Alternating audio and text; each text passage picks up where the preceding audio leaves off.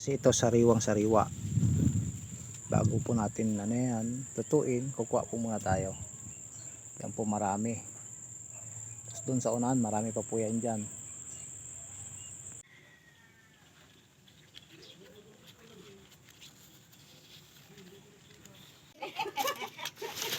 Yun, nakaharvest na po tayo. Ganyan pa, karami ang naharvest po natin. Yun.